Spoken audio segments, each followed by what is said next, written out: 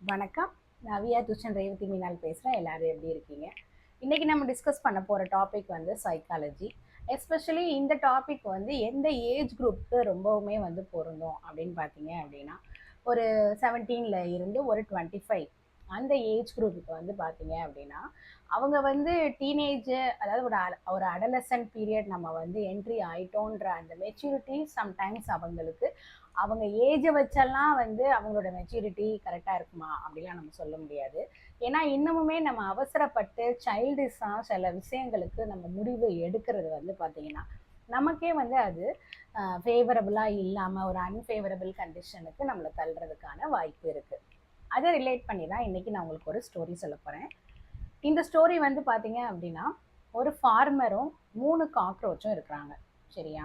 ஆக்சுவலாக இந்த ஃபார்மர் வந்து என்ன பண்ணுறாரு அப்படின்னா, அவரோட அந்த வயலில் வந்து பூச்சிகள் வராமல் இருக்கிறதுக்காக அவர் வந்து ஒரு பெஸ்டிசைட், அதாவது என்ன சொன்னால் பூச்சி மருந்து வந்து அடிக்கிறதுக்கு எல்லாம் ஏற்பாடு பண்ணிகிட்டு இருக்காரு. காக்ரோச் அப்படின்னாலே உங்களுக்கு தெரியும், எல்லா கருப்பான் பூச்சிகளும் வந்து பார்த்திங்கன்னா நிறைய கூட்டமாக தான் இருக்கும், அப்படி தானே? அப்போ அதுலேருந்து ஒரு 3 பேர், ஒரு தலைவர் மாதிரின்னு வச்சுக்கோங்களேன், ஒரு 3 பேர் வந்து இந்த ஃபார்மர்கிட்ட பேசுகிறாங்க. நீங்கள் வந்து பூச்சிக்கொல்லி மருந்து அடிக்காமல் இருந்தீங்க அப்படின்னா நாங்கள் வந்து உங்களோட வயலை வந்து ஒன்றும் செய்ய மாட்டோம். ஆனால் அதுக்கு நீங்கள் வந்து என்ன பண்ணணும் அப்படின்னா, எங்கள் கூட்டத்துக்கு தேவையான ஃபுட்டை வந்து நீங்கள் தனியாக இந்த ஒரு இடத்துல வச்சிடணும். நாங்கள் வருவோம், அந்த ஃபுட்டை நாங்கள் எடுத்துக்குவோம், நாங்கள் அங்கேயே வந்து வாழ்ந்துக்குவோம், எங்களுக்கு தங்குற இடமும் கொடுத்துடணும், நாங்கள் அங்கேயே வாழ்ந்துக்குவோம், அப்போ வந்து உங்கள் வயலை வந்து நாங்கள் ஒன்றும் செய்ய மாட்டோம் அப்படின்னு சொல்லுது. உடனே வந்து அந்த 3 பேரும் சொல்கிறாங்க. சொன்னோடனே அந்த ஃபார்மர் வந்து என்ன சொல்கிறாரு அப்படின்னா, இந்த வயலில் வந்து பூச்சி மட்டும் இருக்காதே, எல்லா விதமான, அதாவது காக்ரோச் மட்டும், கருப்பான் பூச்சி மட்டும் இருக்காதே, எல்லா விதமான சின்ன சின்ன பூச்சிகள் எல்லாமே இருக்க தானே செய்யும். நான் வந்து உணவளித்து உங்களுக்கு ஒரு இடம் கொடுத்தா அப்போ மற்ற பூச்சிகள்லாம் என்ன பண்ணும்? எப்படி என்னோட கிராப்பை அழிக்காமல் இருக்குமா? அதுக்கு நான் வந்து மருந்து அடிச்சு தானே ஆகணும் அப்படின்னு சொல்லி அந்த ஃபார்மர் சொல்கிறாரு. அப்போ இந்த கருப்பம்பூச்சி சொல்லுது, நாங்களே வந்து அதுக்குரிய வேலைகளை நாங்கள் செய்கிறோம், மற்ற பூச்சிகள் வந்து உங்களுடைய வயலை அழிக்காத அளவுக்கு நாங்களே பாதுகாப்பு கொடுக்குறோம், அதுக்கு எங்களுக்கு சம்பளம் கொடுக்கணும் அப்படின்னு சொல்லுது இந்த காக்ரோச்சஸ் எல்லாம். அந்த 3 காக்ரோச்சஸ் தான் மற்ற காக்ரோச்சை ரெப்ரசன்ட் பண்ணி வருது. சரியா? அப்போ அந்த ஃபார்மர் வந்து ரொம்ப அறிவாக யோசிச்சுட்டு அவர் என்ன சொல்கிறாரு அப்படின்னா, சரி, நீங்கள் என்ன வேலை பண்ணுறீங்களோ அந்த வேலைக்கு ஏற்ற மாதிரி நான் சம்பளம் தரேன், இப்போ நீங்கள் வந்து உங்களோட காக்ரோச் கூட்டத்தை கூட்டிகிட்டு வாங்க அப்படின்னு சொல்லும் போது, இப்போ 4 காக்ரோச் முன்ன வருது. 3 இருந்துச்சு, இப்போ 4ஆக வந்துட்டு, என்ன மாதிரி வேலைக்கு என்ன மாதிரி சம்பளம் நீங்கள் கொடுக்க போகிறீங்க அப்படின்னு கேட்குது. ஃபார்மர் வந்து சொல்கிறாரு, அதாவது என்னோட வயல் வந்து நிறைய, அதாவது வேறு வேறு இடத்துல இருந்து நான் வந்து தானியங்கள் எல்லாத்தையுமே நான் ஒரு இடத்துல வந்து சேகரிப்பேன். அப்படி நான் சேகரித்து வச்சுருந்தேன் என்னுடைய வெள்ளைப்பூடு, கார்லிக், சரியா, அதில் வந்து அந்த தோலெல்லாம் நீக்கி நான் வந்து ஏற்றுமதி பண்ணணும். அதில் வேலை பார்க்குற எல்லா காக்ரோச்சஸ்க்கும் நான் வந்து மாதம் 6000 ரூபாய் கொடுப்பேன் அப்படின்னு சொல்கிறாரு. அடுத்தது என்ன அப்படின்னா, என் வயலுக்குள்ளே வந்து நிறைய பள்ளிகள் வந்து வந்துக்கிட்டே இருக்குது, காட்டு பள்ளிகள் நிறைய இருக்குது, அதாவது மரப்பள்ளி வந்து நிறைய இருக்குது, அந்த பள்ளிகளை வரவிடாமல் செஞ்சால் அவங்களுக்கு வந்து நான் 5000 ரூபாய் கொடுப்பேன் அப்படின்னு சொல்கிறாரு. அடுத்து என்னுடைய வயல் பக்கத்தில் நான் வந்து பெரிய பவுல்ட்ரி, அதாவது கோழி பண்ணை வச்சுருக்கேன், அந்த கோழி பண்ணையில் உள்ள கோழிகளை டெய்லி காலையில் அலாரம் வச்சு எழுப்பி அவங்களுக்கு உணவு அளிக்கிற இடத்துல உணவை போட்டுட்டு அவங்கள நீங்கள் கூப்பிட்டு டெய்லி அவங்களுக்கு உணவு அளிச்சுட்டு வரணும், அதுக்கு வந்து 7000 ரூபாய் சம்பளம் அப்படின்னு சொல்கிறாரு.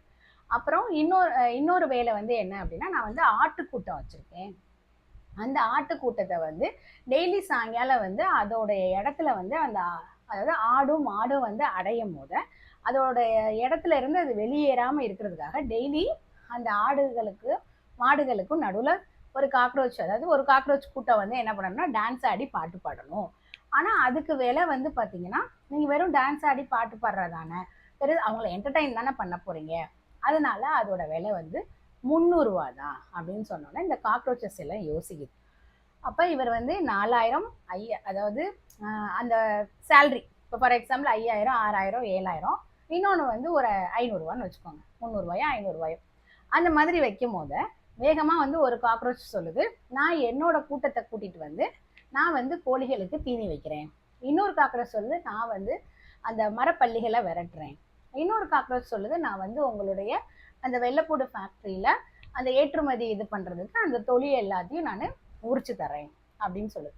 அப்போ இன்னொரு காக்ரோச் சொல்லிச்சு, நான் வந்து இந்த புதுசாக ஒரு காக்ரோச் வந்துச்சு பார்த்தீங்களா, நான் வந்து என்டர்டைன்மெண்ட் இதில் இருந்துக்கிறேன் அப்படின்னு சொல்லுது. உடனே அவங்களும் அந்த வேலையை பிரித்து கொடுத்துட்டாங்க. இந்த வேலையை பிரித்து கொடுத்து ஒரு வாரம் கூட ஆகலை, ஒரு 4 நாள் 5 நாள் தான் ஆயிருக்கு.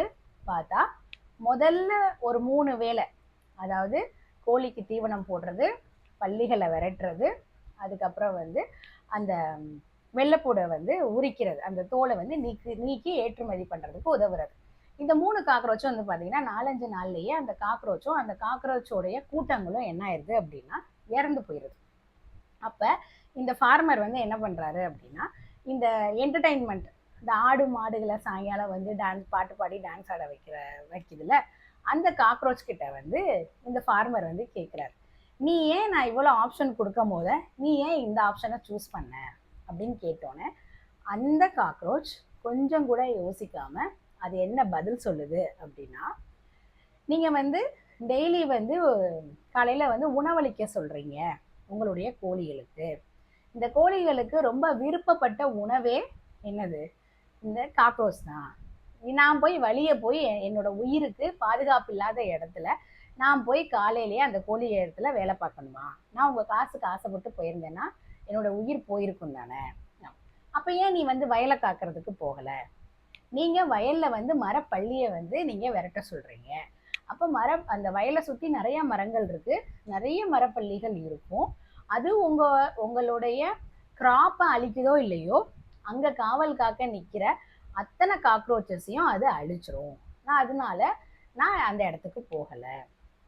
சரி, இதெல்லாம் சரி, ஏன் நீ வந்து அந்த கார்லிக், அதாவது வெள்ளைப்பூடு உரிச்சு ஏற்றுமதி பண்ணுற இடத்துக்கு நீ ஏன் போகலை? நான் அதுக்கு தான் நிறையா காசு சொன்னேனே அப்படின்னு சொல்கிறாரு.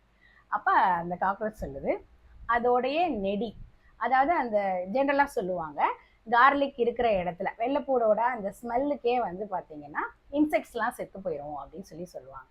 அப்போது இப்படி நீங்கள் கொடுக்குற காசுக்கு நான் ஆசைப்பட்டு நான் இந்த வேலைகளை நான் தேர்ந்தெடுத்திருந்தேன் அப்படின்னா என்னோட மற்ற நண்பர்கள் மாதிரி இந்நேரம் நான் வந்து உங்ககிட்ட நின்று பேசிகிட்டு இருந்திருக்க மாட்டேன். நான் இந்நேரம் நான் இந்த உலகத்தை விட்டே போயிருந்திருப்பேன்.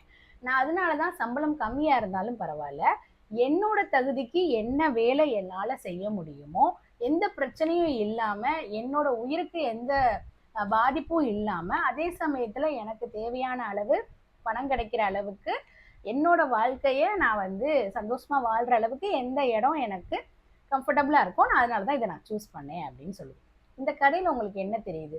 இப்போது நிறைய பேர் வந்து ஏன் இதை வந்து நான் சைக்காலஜியில் டீனேஜ், அதாவது 17 to 25 அப்படின்னு சொல்கிறேன் அப்படின்னா, இப்போ நீங்கள் வந்து ஒரு காலேஜ் முடிச்சு நீங்கள் வந்து ஃப்ரெஷராக வெளியே வரும்போது உங்களுக்கு நிறைய ஜாப் அப்ளை பண்ணுவீங்க, அப்படி தானே?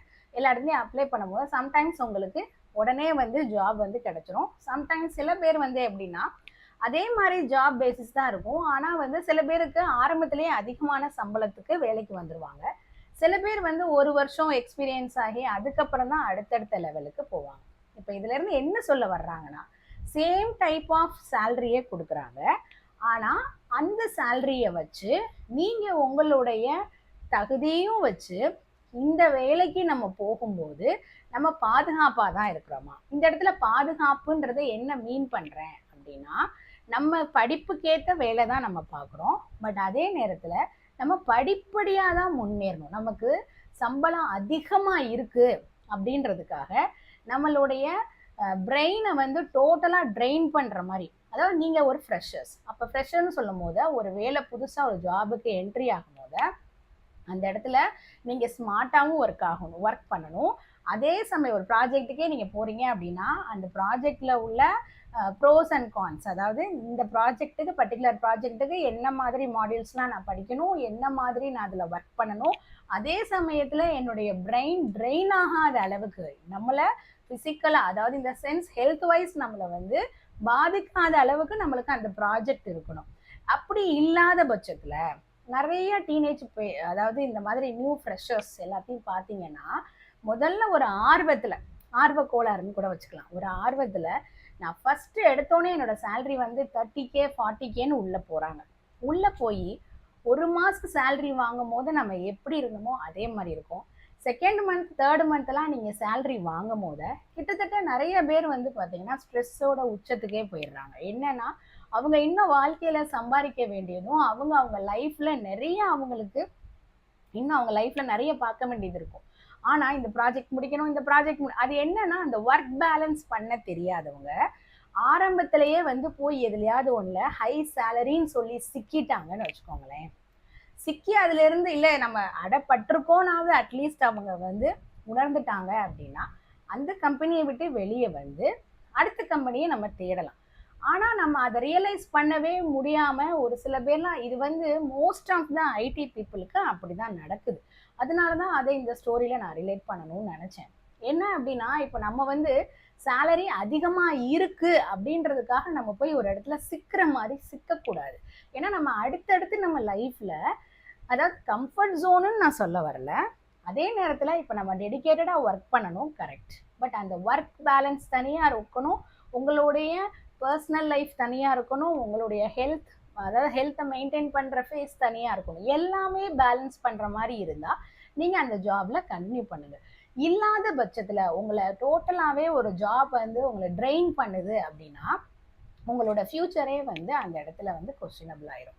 அப்போ நீங்கள் அடுத்தடுத்து ஐதர் நீங்கள் வந்து அடுத்த கம்பெனியை தேடுவீங்களான்றதே ஒன்று, இன்னொன்று வந்து படிச்சுட்டு சும்மா இருந்துருவாங்க. இல்லைப்பா இதெல்லாம் நமக்கு செட் ஆகாதுப்பா அப்படின்னு இருந்துட்டாங்க அப்படின்னா அப்போ படித்த படிப்பு வேஸ்ட்டு தானே, லைஃபே வேஸ்ட் ஆயிரும் தானே. அப்போ இந்த ஸ்ட்ரெஸ் வந்து என்ன பண்ணுதுன்னா, ஒன்று உங்களை திருப்பி திருப்பி திருப்பி அதே டைப் ஆஃப் வேலையில் இருக்க வச்சு உங்களை டோட்டலாக ட்ரெயின் பண்ணுது. இல்லை அப்படின்னா எதுவுமே எனக்கு வேணாம் அப்படின்னு இன்னொரு முடிவு எடுக்க வைக்குது. இந்த இடத்துல பேலன்சிங்காக போகிற மாதிரி உங்களுக்கு ஜாபை நீங்கள் தான் தேர்ந்தெடுக்கணும். ஒருவேளை ஃபஸ்ட்டு நீங்கள் என்ட்ரி ஆகும் போது ஒரு 6 மாதம் வரைக்கும் கூட நீங்கள் ஒரு இடத்துல வேலை பார்த்து ட்ரைனிங் ஆகிட்டு அந்த வேலை ரொம்ப உங்களை ட்ரெயின் ஆகுது அப்படின்ற பட்சத்தில், இல்லை ஒரு சீனியாரிட்டி லெவல் வரும்போது ஒரு வருஷத்தில் நம்மளுக்கு ப்ராஜெக்ட் மாற்றுவாங்க, அடுத்தடுத்த லெவலுக்கு நம்ம மாறுவோம் அப்படின்னு ஒரு கேரண்டி இருந்தால் you can continue in the same job. Otherwise என்ன பண்ணணும் அப்படின்னா யூ ஹாவ் டு சுவிட்ச் ஓவர். நீங்கள் சுவிட்ச் ஓவர் பண்ணால் மட்டும்தான் பின்னாடி உங்களுடைய ஃப்யூச்சரில், அதாவது ஒரு 5 இயர்ஸ் அப்புறமோ, இல்லை இப்போல்லாம் 3 இயர்ஸ்லேயே வந்து என்ன பண்ணிடுறாங்க அப்படின்னா ஒரு அடலசன்ட் ஏஜ், அவங்களுடைய வாழ்க்கையோட உண்மையான ஃபேஸஸ் உள்ள ரியல் லைஃப்பை சந்திக்கிற போதே அவங்க வந்து டோட்டலாக விரக்தியான நிலைமைக்கு போயிடுறாங்க. அதை நீங்கள் வந்து இதை நம்ம எப்போ சரி பண்ணணும்னா ஃபஸ்ட்டு ஜாபில் என்ட்ரி ஆகும் போதே நீங்கள் அனலைஸ் பண்ணிக்கணும். அதுக்காக தான் இது. இந்த ஸ்டோரியை வந்து இன்னும் ஒரு தடவைக்கு 2 தடவை கேட்டு பாருங்கள். அப்போ ஒரு காக்ரோச் வந்து வெறும் ஒரு சேலரி பேஸ்டுக்காக ஒரு இடத்துக்கு நம்ம போகுதுன்னா அதை டோட்டலாக அழிக்கிற அளவுக்கு, இந்த இடத்துல உயிருன்றது வந்து அது காக்ரோச்ன்றனால அப்படி சொன்னேன். ஆனால் இந்த இடத்துல வந்து என்னது, நம்மளுடைய டோட்டல் லைஃபுமே அந்த எப்படி சொல்கிறது, நீங்கள் புதுசாக சம்பாதிக்கும் போது ஒரு எனர்ஜி இருக்கும், அதுக்கப்புறம் அதிலிருந்து உங்கள் லைஃப்பை நீங்கள் அப்போ தான் வந்து ஸ்டார்ட் பண்ண போகிறீங்க. அப்போ அந்த மாதிரி நேரங்களில் நீங்கள் தெளிவாக இல்லாத பட்சத்தில், ஒர்க் பேலன்ஸ் பண்ண முடியாத பட்சத்தில், நீங்கள் அதுக்கப்புறம் ஒரு கல்யாணம் பண்ணி உங்களை நம்பி 4 பேர் வந்து இது வந்து ஒரு ஃபேமிலி அப்படின்னும் போது இது டோட்டலாக உங்கள் ஜென்ரேஷனே அந்த இடத்துல வந்து ஸ்பாயில் ஆகிறதுக்கு நிறைய வாய்ப்பு இருக்குது. அதனால் நீங்கள் தேர்ந்து எடுக்க போகிறத ரொம்ப வைஸாக செய்யுங்க. நாளைக்கு ஒரு நல்ல வீடியோவில் சந்திக்கலாம். தேங்க்யூ.